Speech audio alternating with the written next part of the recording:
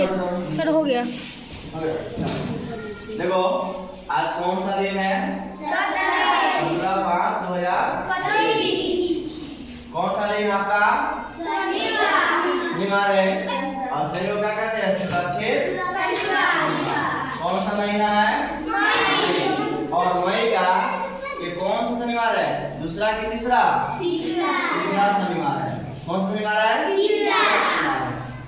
और तीसरा शनिवार में आज का सुरक्षित शनिवार के तहत आपका जो टॉपिक है आज का वह है कदी है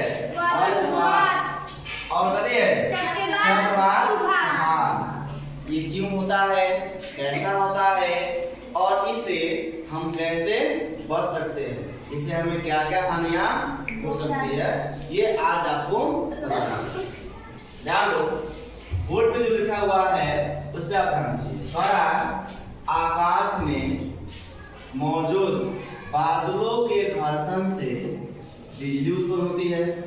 आप कभी कभी देखते होइएगा कि वर्षा के समय में जो वर्षा होने वाली होती है तो आसमान में बादल चलता है।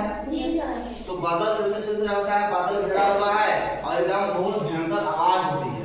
आवाज होने के बाद ऐसा लगे क्या होता है, उसमें उभर आता है, उभरता है ना, चमकता है ना, ऐसा हो जाता है। ऐसा क्यों होता है? तो ऐसा इसलिए होता है कि जब बादल तैर रहा होता है तो उसमें आपस में टकराव होती है। क्या होती है? टकराता है। और टकराने के बाद क्या होता है? उसमें घर्षण होता है। घर्षण होता है ना, तो घर्षण होता है जिसके कारण क्या होता है? उसमें बिजली उत्पन्न होती है। वहीं पृथ्वी पर पहले से पॉजिटिव चार्ज मौजूद था। देखो पॉजिटिव चार्ज क्या है? देखो बिजली, आप कहीं बैटरी देखे हैं? बैटरी में दो सिरा होता है, एक होता है नेगेटिव, एक होता है पॉजिटिव। मतलब एक होता है लाल तार, एक होता है काला तार। तार देखा है? सुना? एक कैसा होता है? होता है ना, दोनों को दोनों सिरा पर जोड़ा जाता है। नहीं, अभी दोनों को किसी बॉल में जोड़ा जाता है, क्या होता है? वो लाइट करना शुरू होता है। तो उसमें से एक आपका पॉजिटिव होता है और एक क्या होता है? नेगेटिव होता है। क्या होता है? पॉजिटिव और नेगेटिव। अब देखो, तो पृथ्वी पर क्या होती है? पॉजिटिव पहले से विद्यमान होती है, चार्ज मौजूद होती है।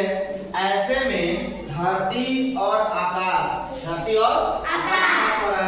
दोनों नेगेटिव और पॉजिटिव चार्ज एक दूसरे की तरफ क्या होती है? आकर्षित करती है। क्या करती है? जो नेगेटिव चार्ज है और पॉजिटिव चार्ज है वह एक दूसरे को क्या करती है? अपनी तरफ आकर्षित करती है। आकर्षित का मतलब समझता है सब? आकर्षित का मतलब होता है खिंचाव करता है। क्या करता है? एक दूसरे को अपनी तरफ क्या करता है? खींचता है। करता है? खींचता है। होते हैं जब इन दोनों चार्जों के बीच कोई सुचालक। अब सुचालक क्या होता है? सुचालक का मतलब होता है जो अपने से करंट को आने जाने दे। क्या करे? जैसे लोहा हो गया, अच्छा घर में तार लगता है वो का बना होता है, सिल्वर हो गया, तांबा हो गया, जिससे आपको माने करंट को एक जगह से दूसरी जगह क्या होता है? ले जाने का काम करता है। आपका चला करता है, आगे जाना आता है तो इलेक्ट्रिक क्या होती है? डिस्चार्ज होता है। तो इलेक्ट्रिक जो बिजली होती है वो क्या होता है?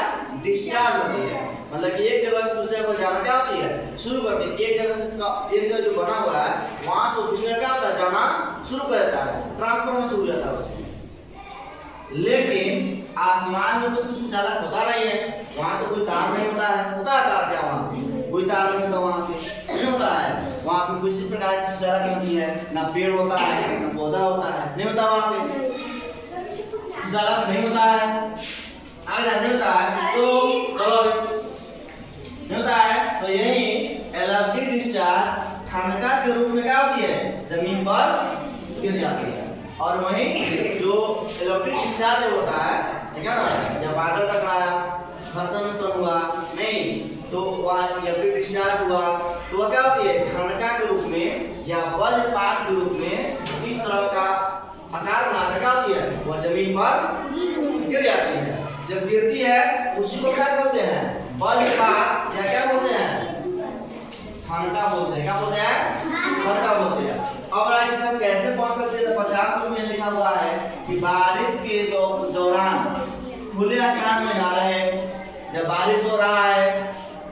खुले स्थान पर नहीं रहना चाहिए, हमें कहाँ रहना चाहिए? घर के अंदर रहना चाहिए। धातु से बने वस्तु से दूर रहे। जो धातु से बना हुआ है जैसे लोहा से हो गया, तांबा से हो गया, सिल्वर से हो गया, बना हुआ है उससे हमें क्या करना चाहिए? दूर रहना चाहिए। जैसे बिजली का खंभा लगा हुआ है वहां से हम दूर रहेंगे, यानी घर में रहेंगे। और बड़ा पेड़ पौधे से भी क्या करें? दूर रहे। और बड़ा बड़ा पेड़ पौधा है उससे भी हमें करना चाहिए? दूर रहना चाहिए। ठंड का वज्रपात क्या होती है? पेड़ पौधे पर भी गिर जाता है, क्योंकि हरा पेड़ पौधे जो हरा है ना वह बिजली का सुचालक होता है, उससे करंट प्रवाहित हो जाता है। इसलिए हमें पेड़ पौधे से भी दूर रहना चाहिए। कहाँ रहना चाहिए? बारिश के मौसम में घर रहना चाहिए, खुले स्थान में रहना चाहिए, धातु से बना हुआ वस्तु से दूर रहना चाहिए, पेड़ पौधे से दूर रहना चाहिए। ये हमारा क्या हो गया? आपका वज्रपात हो गया। दूसरा आता है हमारा क्या? चक्रवात या तूफान। इसके बारे में जानते। चक्रवात तूफान हवाओं के अति शक्तिशाली भंवर के समान होती है। अब देखो भंवर क्या होती है? जैसे ध्यान दो, कभी आप पानी को या हवा को ऐसे से गोल गोल घूमते देखा है? घूमता है ना, इसी गोल गोल जो घूमता है इसको भंवर कहा जाता है। क्या कहते हैं? हवा ऐसे गोल घूमता है ना, पानी में कभी देखा वैसे गोल घूमता है, इसी को भंवर बोलता है। तो कह रहा है कि अति शक्तिशाली भंवर के समान होते हैं। इनके केंद्र में, केंद्र का मतलब होता है जैसे हवा से घूम रहा है ऐसे, तो ये जो बीच वाला है ना, बीच वाला इसको क्या बोलते हैं? केंद्र बोलते हैं। क्या बोलते हैं? केंद्र बोलते हैं। तो कह रहा है इसके केंद्र में एक कम दबाव का क्षेत्र होता है जिसे हम क्या कहते हैं? चक्रवात बोलते हैं। सही नहीं, जिसे आप चक्रवात की आंख कहा जाता है। इसके जो बीच वाला है यहाँ पे कम दबाव होता है, हवा की कम मात्रा होती है, कम संख्या होती है, हवा की कम मात्रा होती है, दिया तुमको हवा की कम मात्रा होती है, ठीक है ना? तो उसको क्या बोलते हैं?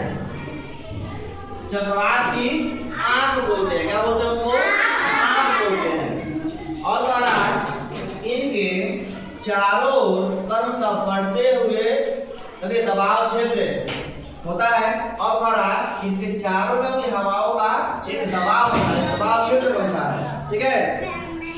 जिससे हवाएं तेजी से क्या होती है? घूमते हुए केंद्र की ओर बढ़ती है। अब हवाओं तेजी से घूमते हुए कहाँ बढ़ता है? केंद्र की तरफ बढ़ती है। इस प्रकार घूमती हुई हवाओं का क्या होता है? उत्पन्न हो जाता है। और इस तरह से ये जो हवाएं घूम रही है ना, तो घूमती हुई हवाओं का क्या होता है? भंवर बन जाता है। इसी को हम क्या बोलते हैं? चक्रवात बोलते हैं। क्या बोलते हैं? चक्रवात। और इसे हम कैसे बच सकते हैं? इससे बचने का उपाय है कि जब देखो आंधी तूफान आ गया तो खुले स्थान में न रहो। कहाँ रहो? अपने घर में रहो। घर के खिड़की दरवाजे क्या करो? बंद कर दो। उसमें हल्का फुल्का सामान उड़ कर कहीं दूर जा सकता है, तो उसके सुरक्षित पर क्या करो? रख दो, ठीक है ना? हम इसे बच सकते हैं, ठीक है?